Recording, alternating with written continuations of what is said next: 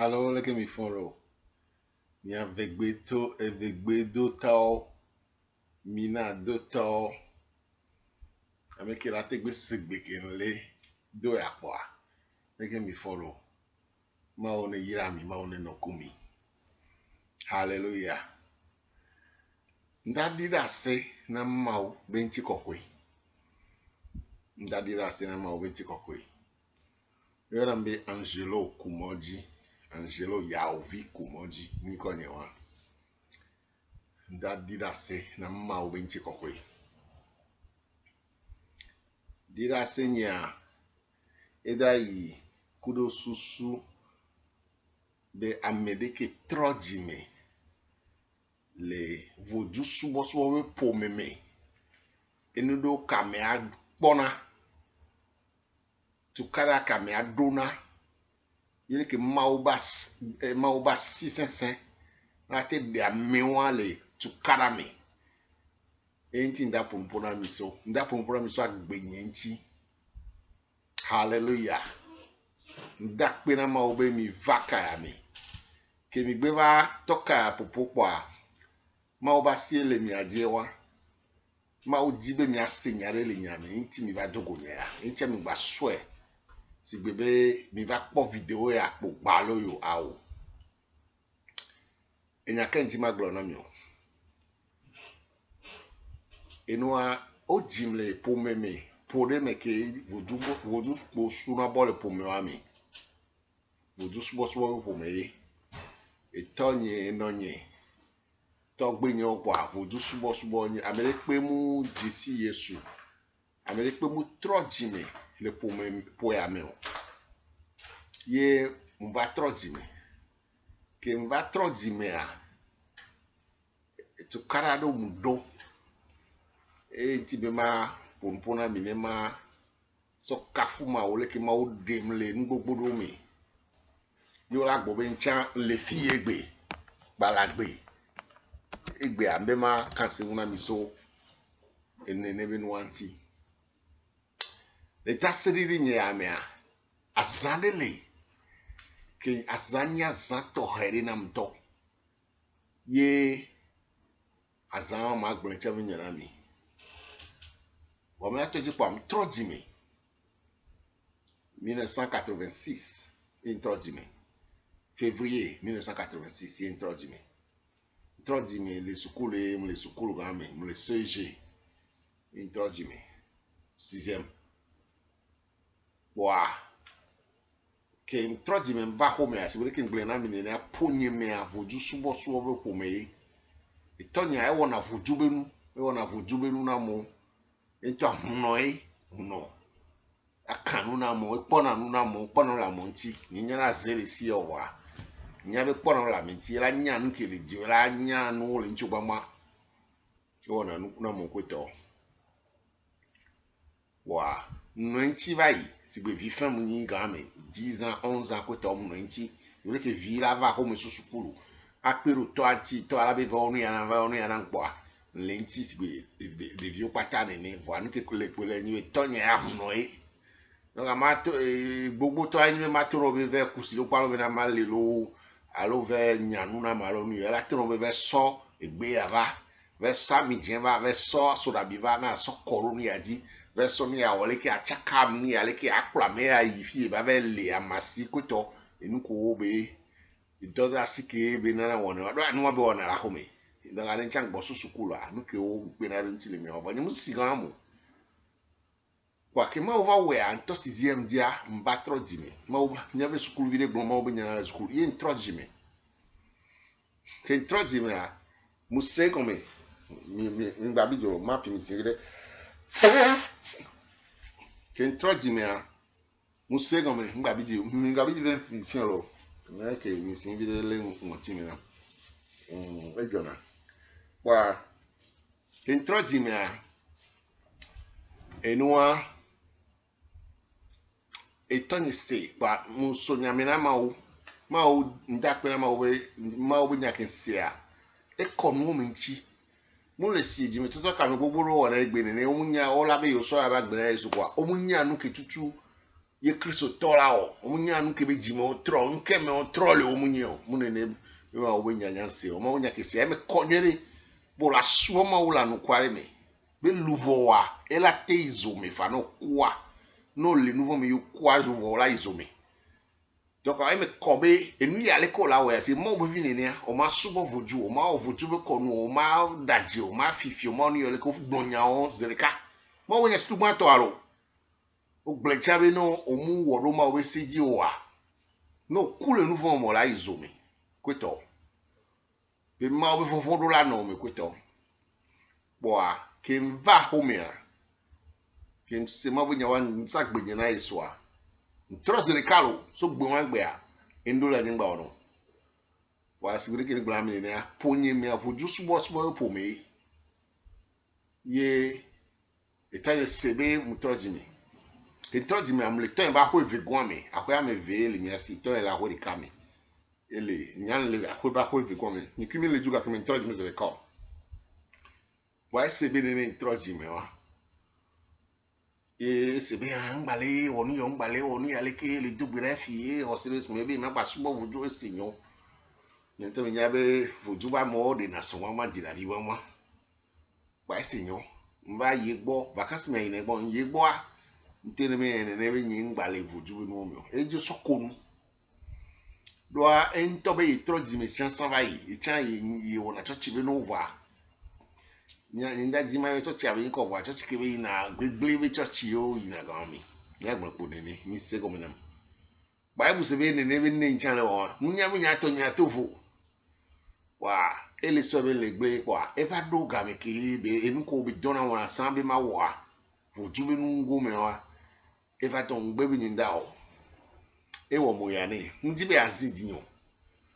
bo eso esigbo be nde po le vatabe na ncha ma wo kaka po ama gba trova chaka po la baba nyane ne be so lo ale so be la wo boro din lo de po asusu yin la gba to mo ga ba ko nyimunya o wa kin gbese de ka mu wo to kara kumu bo a pere kat tu mato mu na skulu le e ba hwe de ke le afibo a me fi ke be ne nto wo na voju be no nya afibo mvana vacances le funu ye mu wo to kara kumu le ko bo a fifia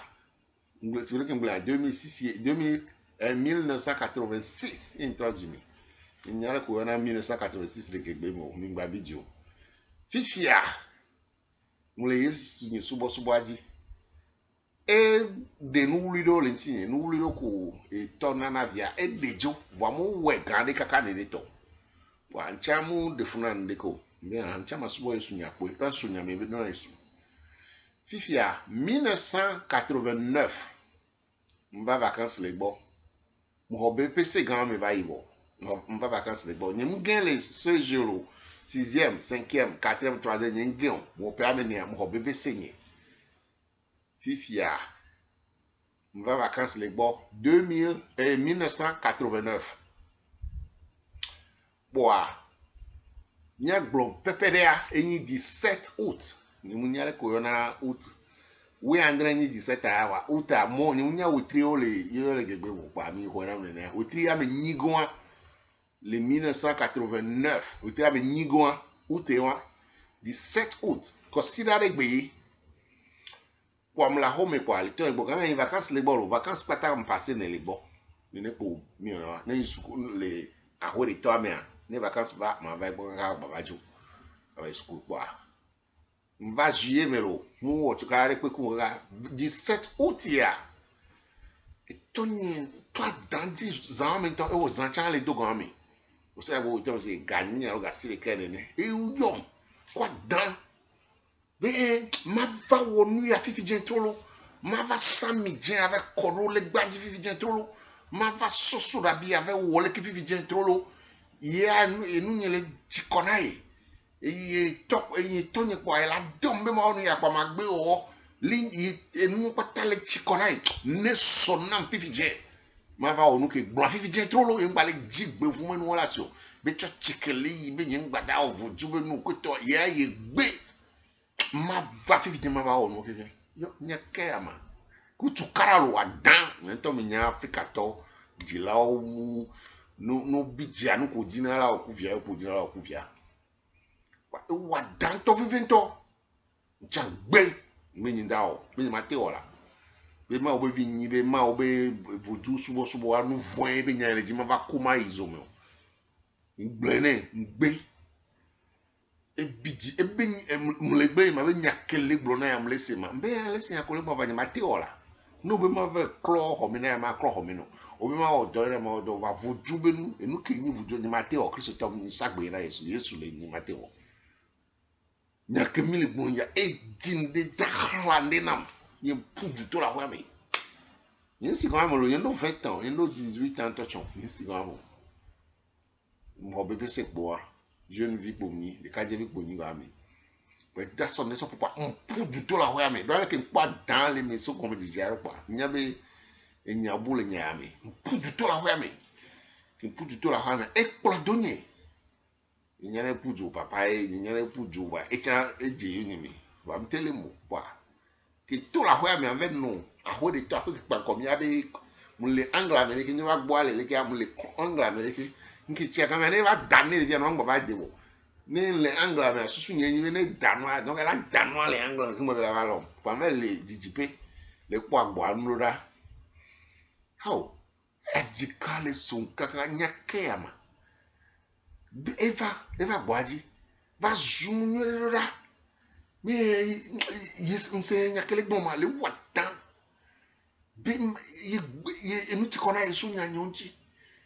va fukwa be church nya nda ilo ye ngbada oni olo ye tonye kwa ya don pa be mo ni na kwa magbe be ni church to fio me wa ma ye to mu ni fie ponu aso ma va wo voju be no fifite trolo be ye era sun kaka ni kra no ka me va dakpe to nya ne na do fe ji apo mtelele wa era danne kwa dakpe we pe alom ni gba do kutu ba dakpe pe alom lom o be lom afo ba fi de ala abo ba fi de click up pe gan be daro kene pe wa putana ma tam no makufa alo susula chakana fa ne po afi vevere na ma era gble lenchi ba ma wo empo afile ke la ni kuvi alo tagbolo alo afile ke la ni nyagan wana e po me veni to klikom e be to bi ni ngba ro kututu wa ke bi danwa ni na nyabe ande akaje ya ele jila dom tukara ele ya dom afoku wa e gba na be nchangba no nzonwere ba inda te ha mo de la be po ma la be dom afoku e ne ka dom me se ale me do Vande munya le gawan le nibe Yesu nya nyinda gbero le nyinda gbe no le bo Yesu ken sagbe nyina nyinda gbe no le bo so le ken ngola nyina nyinsi nyindo pe wenyi to chon vom sunya me be le di me ken troare enu ken nyinu vo pa nyima wo eye mu tukada linyame sibele kile gbo na tan be ma va ko mi je fu di le mo ko mi kwa je kimi la no nyere ya lo van gbela be re nyi ma wo nu fu kuma wo aso jam gbe to be nkumu nyi ma no nti fa me kwa me gbe to la no chaka me kuma wo parce que nous que ma wo be nyi gba va le wo e na ne ma so no de ka me kwa me gbe to bo me ba no chuka me kuma wo gbe kele ya no le fu na le fu vi fe po mnyi nyame ko nyi tokoto alo Ghana to aminye be de vivi fin ano yi sukulu kemle yi gamea vi fe munye fie ma yi ninja fike cha ma yi eno cha vodu ba me beni game ni da pera ma ono va troji me après pe gbogbo va ya après eno cha va troji me o ga vodu ba me ko cha ye cha mu no na nu muse ninja asenya ke le bo be troji me yo do cha plora be etowe be a ono ye cha vodu si nya nko ba be e le oru ya ma be ne ron to si be a wo enu ko be a wa tewe for ava no fi ko be ngba no yo eto la va a ro tu ka ku to ye cha nda da si ro nya jo wa le funu zanga le do ka va pour zanga o viti le do va pour zanga we ka va pour zanga we ve la gwaji le funu nda te a wa mu ba to change si ne da do si ne ngba dan ro atomezola no di so tela me no halo alela yo siga kaka la no zo kaka gale me pela bado ni da donzia ndi sine ni kwa le hiya no le ke pour gasser ke yi yo tu ma ga o ko to amo vale di ke vale pour ga we ka wa bi ti va do ke ke mo ti zo le hiya le vi ti ame fu au nya ke ale ke vo do na ntiti sisi le fu fi na me le va son ndi so oku mari ntubura na ma o nya ke ale ba hono nende la de va du mari do la de pour va du mari a ke kle unde victime ni mu no zamene ne po wa to ne le zanea e na siga ela to va gbaji mi no kun blan be mu na no yiro a ko ke pa ko mi wa ko ya mi ela to va gbaji pe le fun aro ati le fun be na yiro ji aro siga victime siga be zo apo ela so nya wa me le fun nya be le fun la no fun ka mo ne va ne ela zundura o la se nore o la no zama me le fun inu kibi le fa no ma fa ko ya no ela gbonyo kaka nchan gbe mi nda opo wa no zanwa me kaka envake ni mablu ni nda te tora le fiwe mu dan ro ni nyabe le fuka anu ti kona me kaka anu vila va finfa wa ma no zonga se ka ni dan vila ma fombe ni mva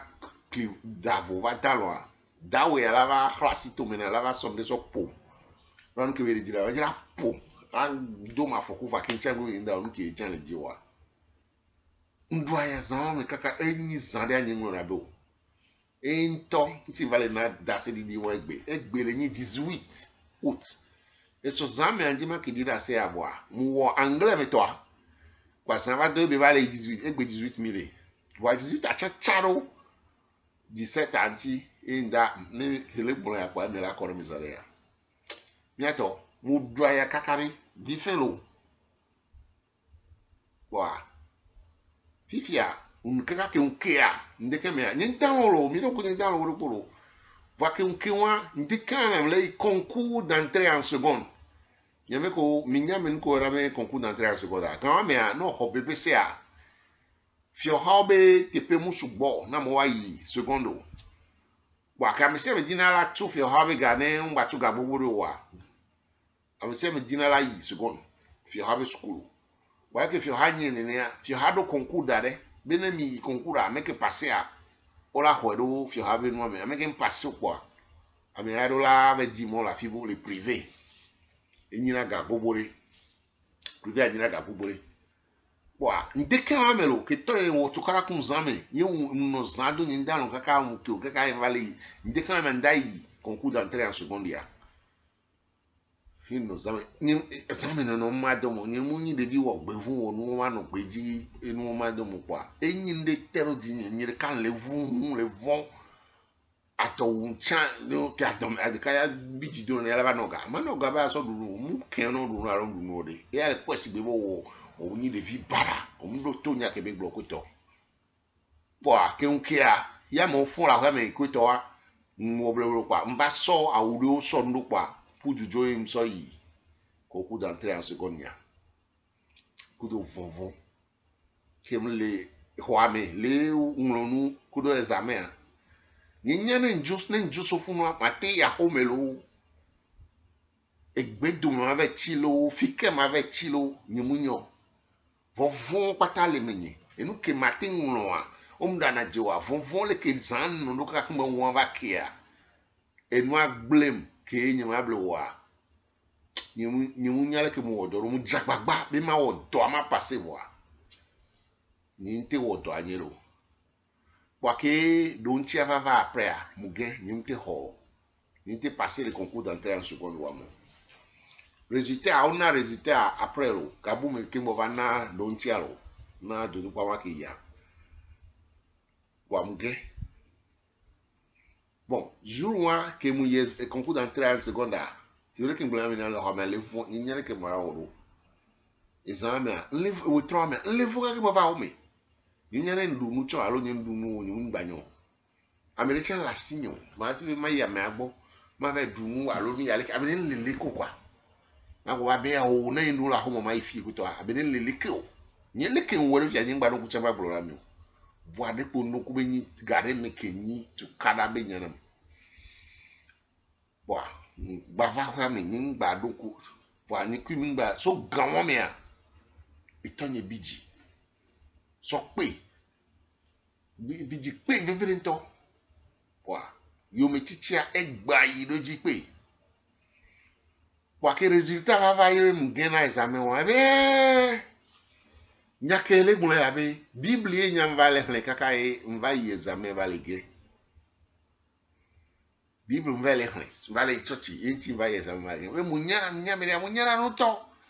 ni de nkele yi sukulu le hle nu le ke ma odwa ni ma va yi concours d'entrée à second palagion be entiare ken boye la tu gana maso yi privé a ndo la gbenu le yesu wabo la tote chochi la tote bible hle la trova no egbo si gbede vinyo nene ne be ma kwa mi lo le gbaji ma kwa mi lo le gbaji ibe ma wo konu yale ka ma konu yale ke ma nyi de vinyo nu ke gbe gbon na kwa ma wo si be ke wona san nene ne nyemu gbenu le iso abo nwo kwate o a ye nda tu privé na ntokire ko nyao nye vifelo nyake yale ko nyato nyumve fifiolo nyumve wamo nyumve wo gbefulo ye tonye la si sonya ron ti be nda tu sukulu fena molo wa enya kebele gblani be yesu nya kristo tobe hosenya ni nyingbe no le gbo ayi ma tu fena mo nyake ama ende mu nyemu bu nti pose visit on to shawari enyi be nyinda gbenu le yesu nya gbola nye ma blemi mu nu me vivi ovare ewe mbarata me chakwa ene ke varata me na manyi ne kenye nda gbenu le yesu agbo aya kenda do ne aya ne nda do e wan ti pobu ne wa na nyabi ne gbenu le yesu agbo aya la lo ko no aya le ke matedu ne matedu le nti o enke bara ta me na me wa bo ke mo ngbe ncha me nda ogbere be ya ncha ngbe be yesu nya gbo nda titati yesu le nti o be nu vo wa nda te o be ne va ko ma va izome ndona nya wasa sirika ebe nyawo mambe nyawo bi ne kpo bela nya mateo ebe po asukulu algo me nya ndate wala be no mate tu privera ma yi kwa lo ti ndate kpo mole sukulu ba lo cha yi kwa nya ndakle so adare o enyi nulo kaka nyo fami meto over pon be yo be ngba nyi ne o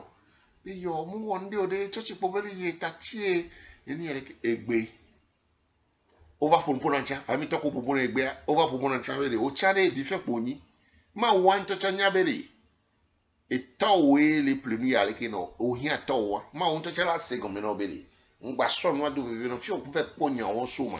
no togbo no di abani pastor chan no togbo won ko be bebe onegbo okwa ami no to chan oni o glabe oni kiso ba mi lo ora to no be yo hosi aji me bele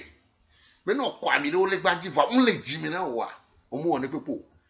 no tobe fa ko no ve we a kenyi be ngbele ji mi no po mu ne bu ajelo no vinyo ngbe ogbon ka gbe vi fe ko nyi lo vi ameno lo wa do me ko la te pe run ti vi de fa lo vo ko no o chon va na m kon wa be wa pompo na ne nchangbe a o so bi na ti be yo o vi mi apo gbe nu so se le ke ma me a o chan no do ko sinu be nke ti ologbon na nchan le gbe po a de be le ro de na bi ntie nchan le gbe nya enu so se lo on avait une coupe ma totoro be la fion noa et ça faut do pere diaro bo so ne bo nya be le hosenya peli kenene engbola ben ponde li maome inti ngbe be nda o nouveau bien que be ne pepe me la signo do ti bure pe la signo wa ngbe be nda wo boju be ni yo wa omna na je wa mu duaya kaka ya ngba ba po na nyewe come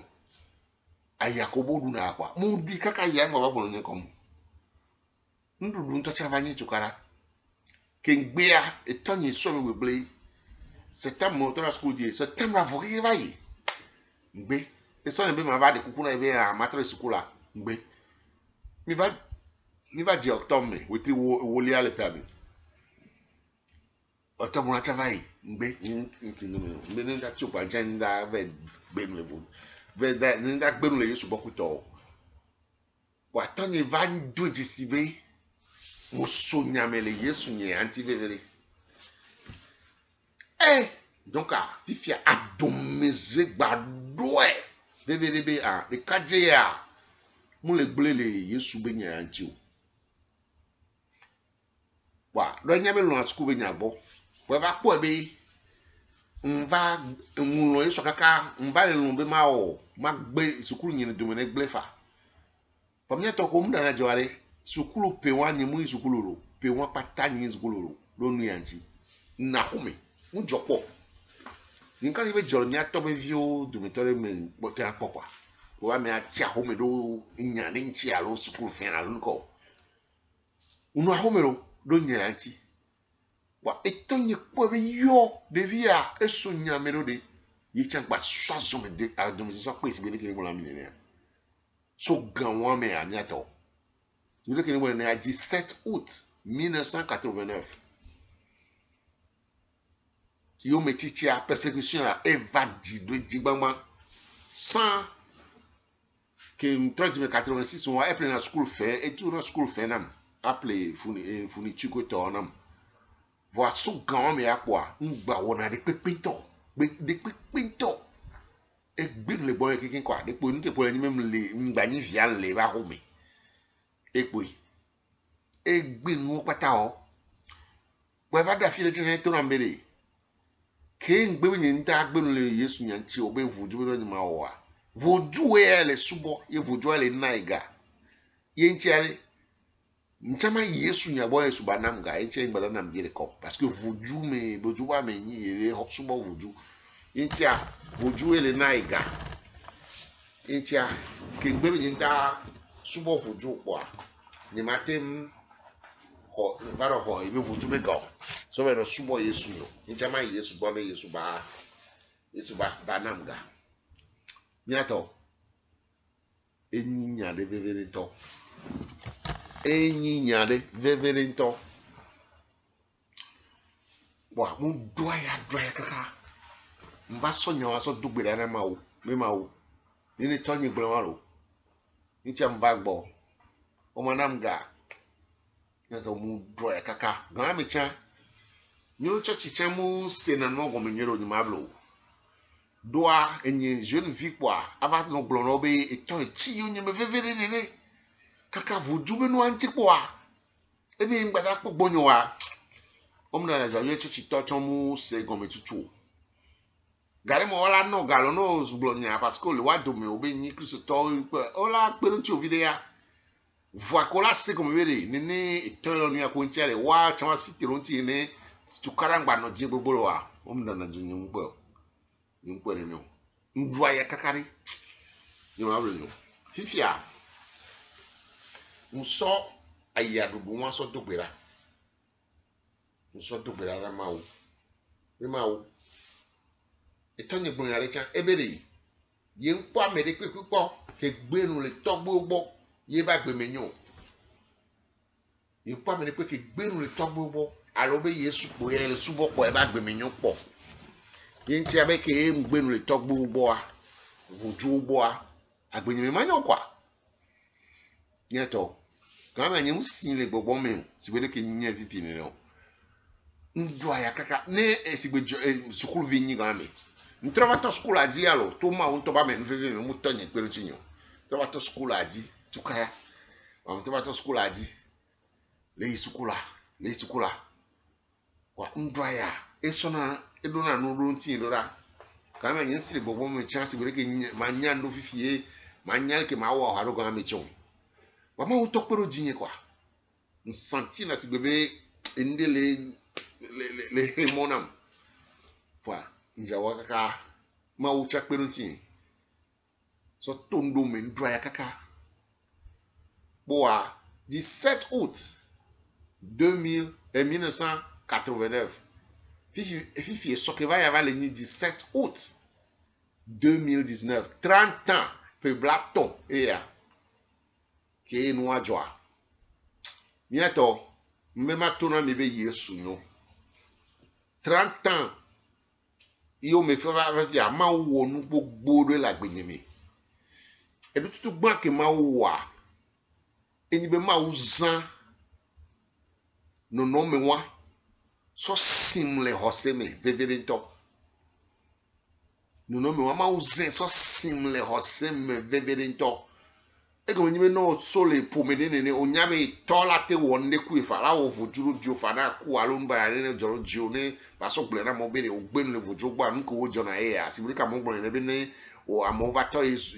church ya o jina la ku to wa ne ya ma na be no no me wa ke nyabe elate wo no bara ku ne kwa mo so so do na gbera mo so ho sin so le ra si vevere chan nouveau n'imble na ku nouveau parce que no ble ku nouveau ya o fio mi chan le church no ve le nouveau me abo san la te bu jiofa ba mo so le yesu nyera si mva kpla gbedodora nyere kin to ji mi tutu ma po si be ncha nya mi pata re mva do ji si ba je so fiken suwa so ma subo ni ado la yin koso magba wo ale gbogbo mi so wa mi pote ko o so vujube no mo menire ye va kpala no va sin le hoseme enyi tutu ma ke ma wo enu vegon ke ma wo ni be ngbalagbe egbe 18 août 1989 que la vidéo ya ta no mi le pas vidéo ya per ma temps après per me wo après 20 ans après ma wo la glem da gbeke 30 ans 40 ans to après ma wo la le da gbeke 50 ans après ma wo la le da gbeke hallelujah va même glona mi bere ma ou blem dagbe do va do gade me a que te va ko be nyinda trop be de wa agba trop va vo jubu subo be no me wa e va dibe ya wu kubo do a vo ju subo so la ke be nya vo ju subo vo ju ba me ke be nya wa gbon be via nto ke be jia le ba home alo via ke so be ni ko a va les ployer sous do gbenu le vojobo via wa cité do vojobo nu ti kwa le vion ba le nyure a egblebe ebe nyiko o se comme na ne do ale sibe nyiko mi do challenge mi do tukara ye kwa mte egble le ntinye te pom jani wa egble mi ko ba ti be nu bara ne wo mi to le dira se ya na nyama te gblo nu ko pata mi ntora mi Wano kubere kagbea e so dan ram e dan le fike mwa e ba ho vegon me fike nona ho vile pe la sin le ke so dan ram mwa ni zame sa do me kwa ma o fom bobo ko kuku na ya fom la no me nyum nyal ko sinema o begbero lo va sawa me a nsegbere to na mede et to so dan do fi bien et dan va kwa me la gbanji nyan la baji lo mo la baji lo le ji la baji abati adi pe dan la gban fi bien et dan va be ava do e wa mtele va li abati adi le do voilà gban nyato nyum nyama o be gbese se wa juru wan se ma o be kwa enu abe ngba safo dada gban gbe de ono safo dada gban kwa oku et dan la do gbogbo me be dan lo mu dan gbalo le ko la po ele ko bi no safo dara ni ma po la du la ko ngba safo da ni bon nyato nyake le glo ya wa metovo wa mea etovo o la no se viviti me be un sen le wa meleke aw ni mu si le hose me zibele ke le fifichon ni mu hogbo ko kwe ni nyane hogbo ko kwe alo ni hogbo ga mi tochon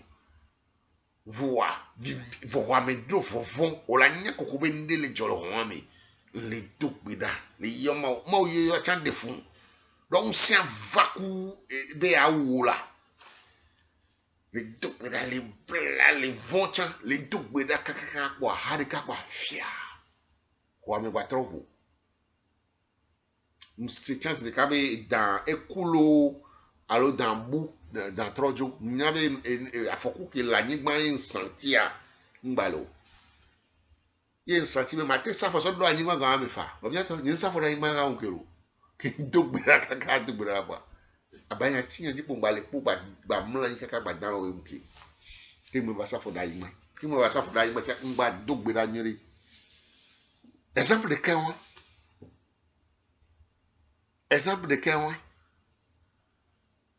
kenua joa bon magla cha kenua joa mujijoa eyom ndo se ke ngla me ne mula akoke me no akobu me chale eyom be mava yin fiya etoro me da se ba hoya me da se nya nkiti wele bonyo wana nchano rwa nyimunyi via me ga hoto nya bobe ne da sa hoya la va rogbele na mu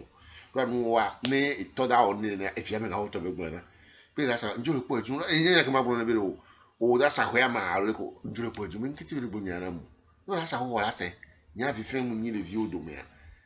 benketia e benketia da sa hoya rwa mle ba ho me le dogbera le fond za do me gave alo gaton yo game tutu ke zanwa me ke dawa ba game ko be yo lati bo zanga o eve alo lati bo zanga de ke vo ga ke me tutu be yo ale no ko fi o be gave alo gaton be yo gawa me tutu ke be yo gawa me dan ba na me po enu wa ke le gbona mi ya ni game ke gbona mi be ame edo darora viviti de do le wa me do de von de le wa me ni ya to gbe la kaka ya ngbate do asie ba hweji o ye ba hwea ye do la do asie ji nu sento enyi do la do asie hwe che ngbate do asie hweji o me nche da ba sa hwea alo ne ma sa hwea o ye la nyam to la hwea me nke chi agbe to do ra nya o le nya ebe unsi ojo gbe to do ra nya le nya ebe unsi ojo wa yo donc agbe to do ra be nya o ko bi gro na icho chikweto yo adugbe ra ma wa enyi nyade ke abusamba meote santina nyata onu ke tintora mi be enna hotini ba like won ke gbunyo ora made eji jom kaka bede gbedudura kele to ya etonyi lati se kaka enu ke npo le san me nto po be ma ti po fa be tamne susu nyi tamne vonvon de lemdo de kuto ajelo etonyi confirmé etonyi zikpere jibere nu ke Paul san me ajon tutu ka be le bombe za ba se ba hoya be ma tote gbedura le ba home tote gbedura a oni tote gbedura ke gbe po am be papa mi se ngba to gbera so gba blen to pe so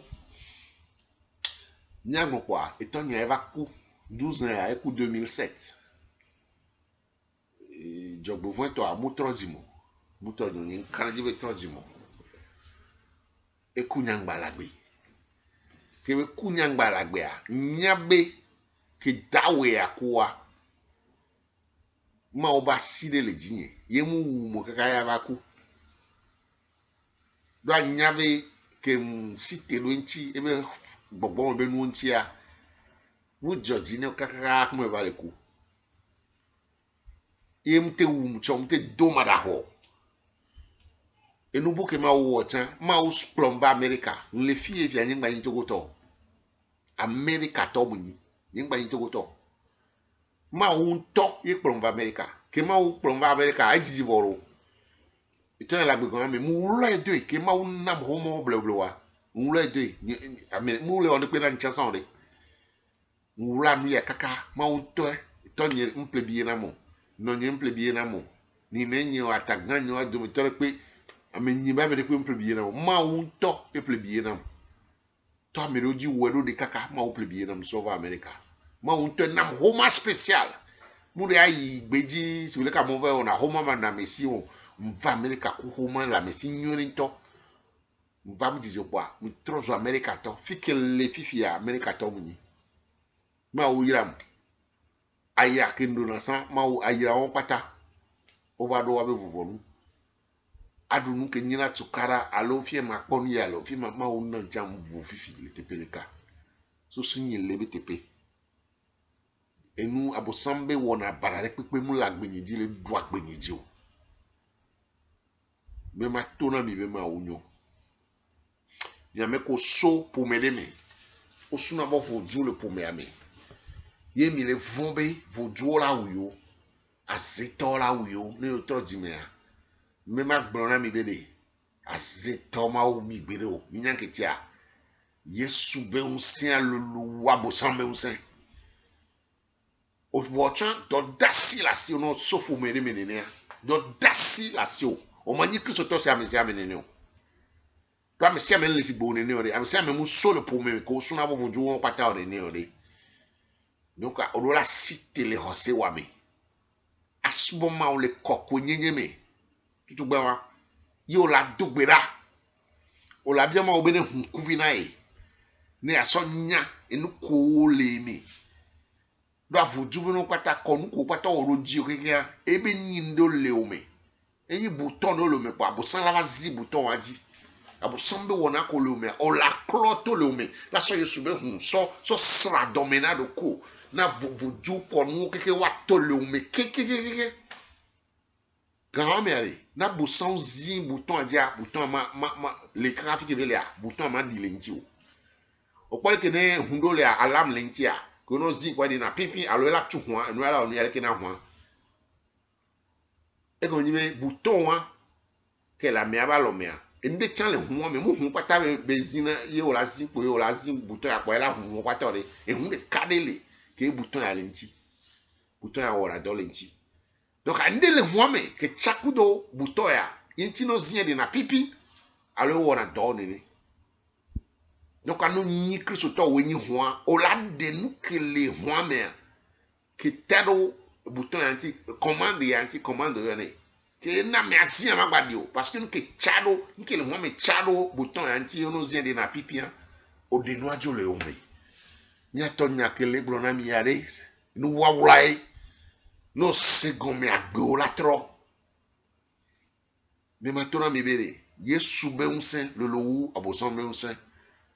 no ma un to nya be o diole vojubo fu me ke ngbe be so ma o nya bana we eni ke ohia la wo fia poni be o la sin le hoseme la wa ku gbo fo ka la do waji no le wa chan ano wa sen ku gba to ne o la wo ka la po do chicken bo la toke ba wa vie kwa be e vovo do ahwa ki mo do ahwa gan elo va yesu la no jiduru ti bele ke be na jiduru ne to mo ba be na mo isukulu gan isukulu université ho diplôme itonyo le chala signe to ma oba me nveve me ma oba si le jinye ni mu prison po enu bara de pe njoro jinye o nde so jivi agbenye le nwere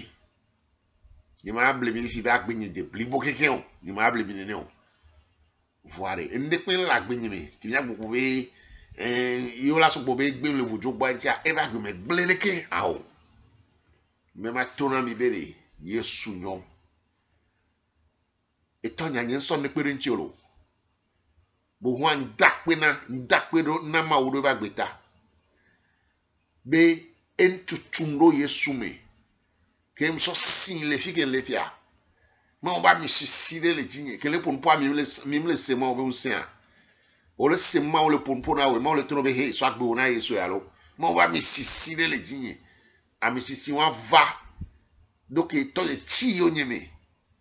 ye le vent etant un deux vovonam ke be deux vovonam mpudu yesu bo mve wulado yesu gome ke mve wulado yesu gome a yesu be unse wa do nyeme yesu be gbogbo wa do nyeme kakra gbe a ma o le zan chanso le yira ewo ni ma ngba zan so le zan ya me le popo e yiram so le ma o le zan so le yira o ke le senya o le se no ka do 43 minutes fia ma o yira minti o le se nya o ka do fifire nyato e po me matura me be yesu nyo 17 août de pepe ke va yina so quand même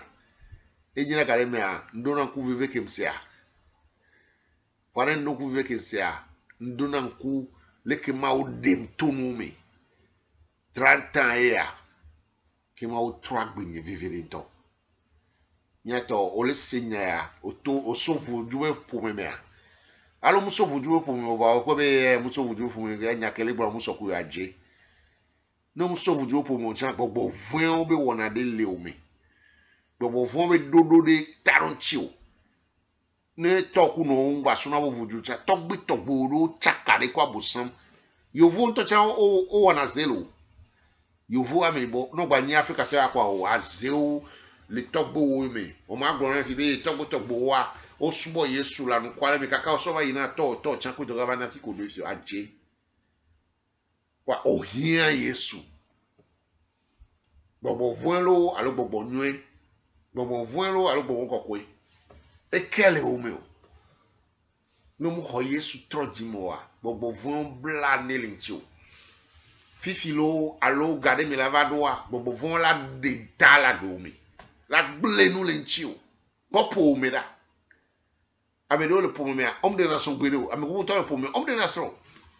Amego le pomea. No de so hom nyona na o. Amedo le pomea. Ada wa ko jena. Amedo le pomea. O nyona nu gwedo. Amedo le pomea. Chukara ko na ba agbome. Bobo voin be wona o. Amedo le pomea hakponu na. Amedo le pomea. Chaka ko na ba agbome. Ola te gbome o be nu pata ijo na e la jegbagba la jegbagba. Ola jegbagba ka tala teno. Yesu ye de na me no vinyo. Yesu ne de na me tonyo no nyo. Alo nya me ne ole senya ya. Gobo vo le o me. Ole vo be ne ye. So e ba gbe na Yesu ola ku a o ma ku. Enu ke pola hia o hia la wo ni be aso de ku na Yesu vamba to a. Aji church de ke blo na ma o nya anu kwali to ayi. Church ke dona gbeda ke ma o be sele fun. You know, swag bona Yesu ayi na wo de popo no. Wa do gbeda to anya gobo vo le me. On to chola te toji. Alo on to chola wo ekuru ko abe gobo vo ngbe no ni agbo. Abosan ngbe no ni agbo. Atogbe dodora. O ma no teolo. O ma gbe abosan kwa ba croiser brother de o. O mu jona no atogbe dodora anu hne bible nyore anya bible nyore anu kokonye me. O jenu mo pa abosan la so no chichinga. O la troji me bebenito. Yeti duru aswasio. Nyabe nyame kukwata le senya ma obe unsele lomi. Tonyo ma o sonya do dabe ba troasi le jio. Ne aso nyame na Yesu nyere ne gogo vun obe nu kukwata la gbe ma o ne de ole wa mesibele ke be dem neni. No vinyo enonyo itonyo fufonyo dadanyo nya pata kele senya ya. Mau nke mau le bio sugbo. Nya do metoro mau le bio nya troji me.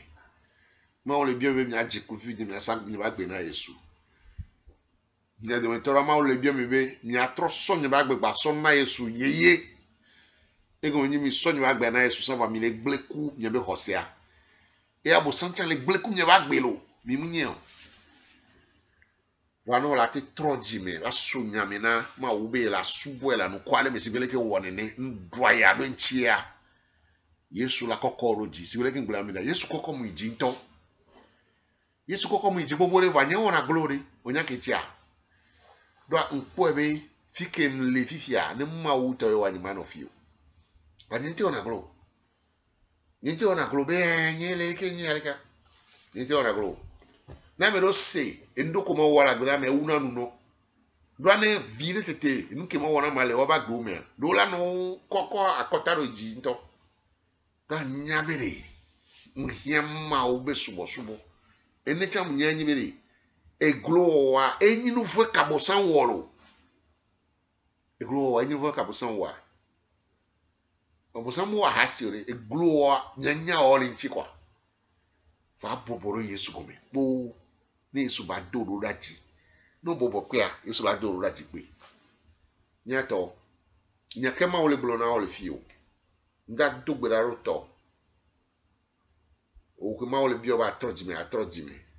oji ya ho Yesu agbele na Yesu be Yesu eji ya ho fa do agbenyime fifi jen ro bu soro gba na mo bere ya strova senya agabo mu abusan la fijo dogbera bere ma o fa do agbenyime tro agbenyi de nouveau lentinye de bobo vun lentinye ke togbe ni onu me ke tonyo onu me ko nu ko nyi to cha mo ko to wa de bobo vun le me asobo ko so dom na humonam na yiram anam ti vovo ananti fafa nyato si wole ke ngbele na misan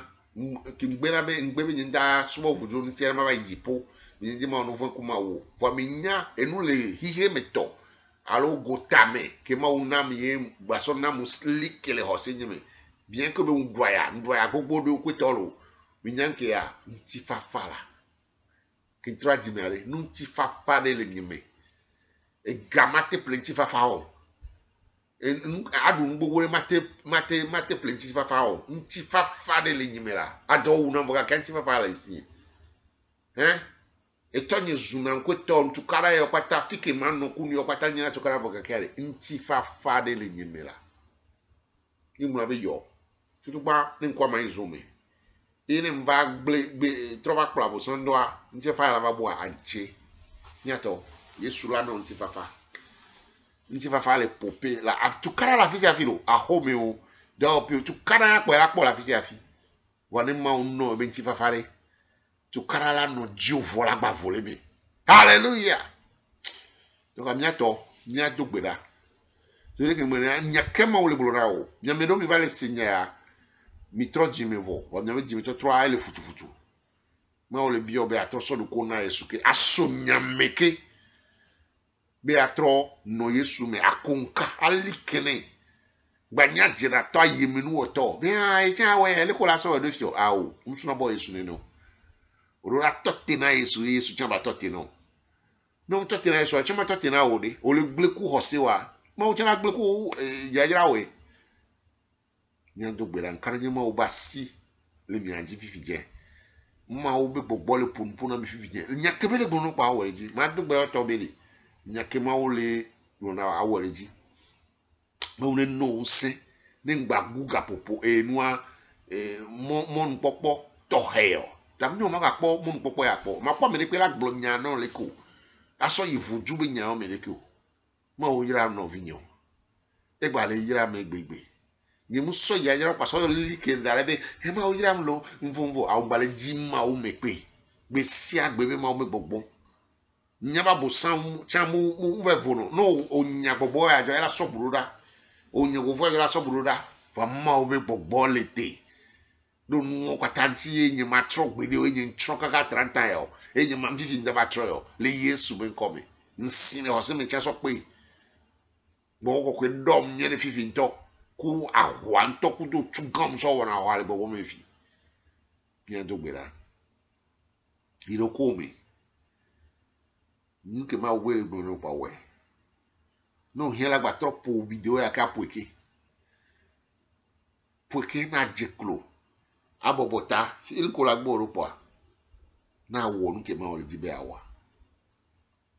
nke nti video ya lebe won na video ba chaka o ba cha kuma